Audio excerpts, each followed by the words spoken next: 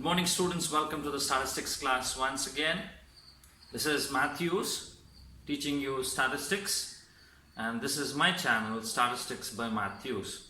You can subscribe this channel and you can get the latest videos whichever I upload regarding statistics. Okay, welcome to the class once again, students. In the previous videos, I have sent you all the videos regarding the first and the second chapter of the first PUC Statistics of Karnataka syllabus. That was Introduction of Statistics was the first chapter. The second one was Organization of Data. Okay, and now we need to proceed further, and I am going to make this video regarding the third chapter. The third chapter is called as Classification and Tabulation. And in the classification and tabulation, I am going to take the first part of it.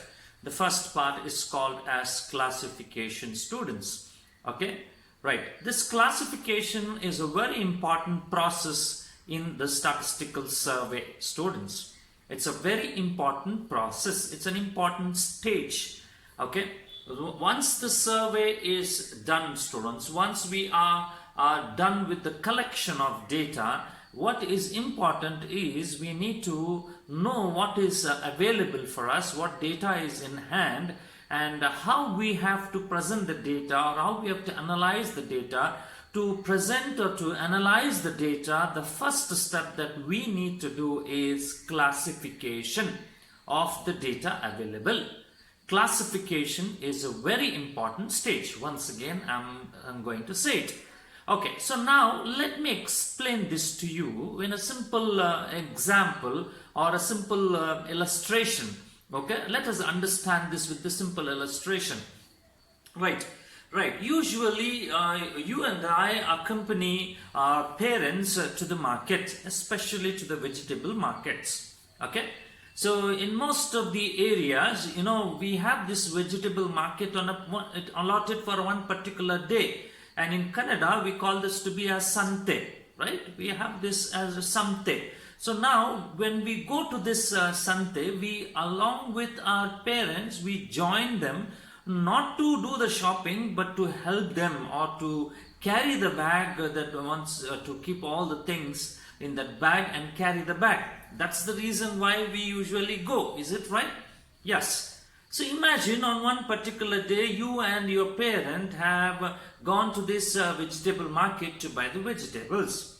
Right. All the business your mom or your dad does regarding that vegetables, purchase of vegetables, what we have to do is only just to carry the bag. That's it. So they've been doing it. So they buy onions, they buy potatoes, they buy tomatoes, they buy green chilies, they buy the green leaves, they buy various varieties of vegetables, right? They bought some brinjals, they brought some ladies' fingers, some beans, some cauliflowers, some cabbages, some sweet potatoes, right? Some capsicums, right? All these are the things that they purchase. Fine, they purchase, and we are there to hold the bag, and they dump all the vegetables in the bag, right? So after coming home, students, what is that a mom or a father does? Is that, do you think that they take the bag as it is and dump in the refrigerator? Do they do that? No, they do something else. What is that they do? Right, once we reach home, what is that a mom does is she separates all the vegetables. Right, she separates all the vegetables. How does she separate all the vegetables? By their common characteristics. If she finds something which is reddish in color, very reddish in color, all round reddish in color, she identifies this to be as a tomato. And then she takes all the tomatoes and groups that tomato. Is it right? So what she does is she separates all the tomatoes. Likewise, she takes green chilies. Likewise, she takes ladies' fingers, brinjal, all that she tried to separate them, and then later what she does is she wraps up all those things in a plastic containers, and she dumps it in the refrigerator. This is what she does. Is it right? A mom, whoever goes to the market, this is the process that they do, right? So the same thing, what is that same? The process is called as classification of vegetables.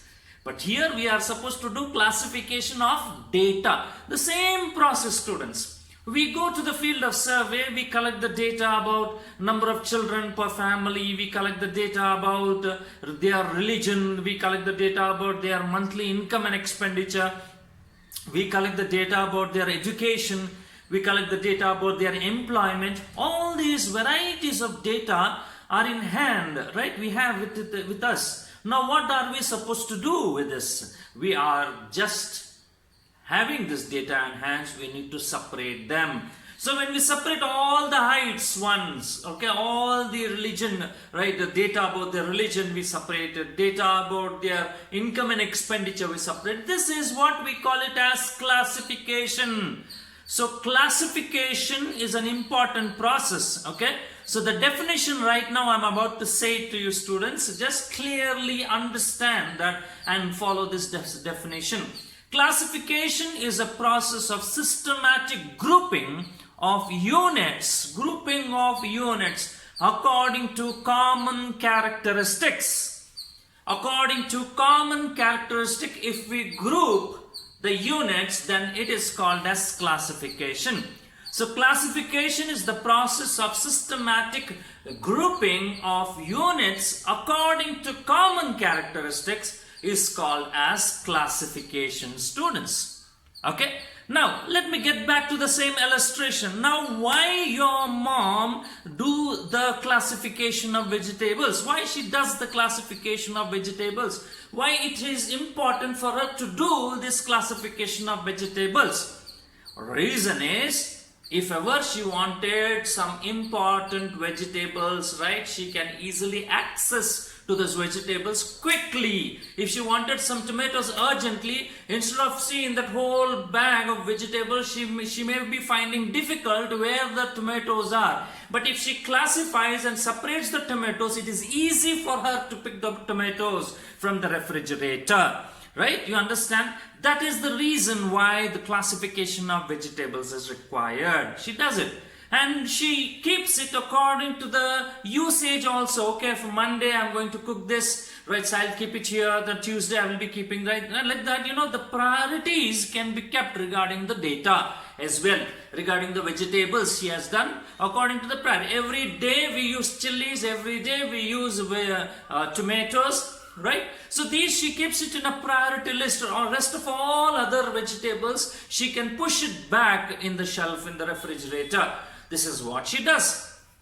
So importance of those vegetables will be clearly known. Secondly, that when she does the classification, right, sometimes unwanted things, unnecessary things also will be visible there in the purchase of the vegetables. Sometimes we buy some other, we bring some other things also into that which are not useful, right? So at that moment of time, what she does is she throws it away. Those waste things, that are unwanted things, that irrelevant things, what she does is she pushes away.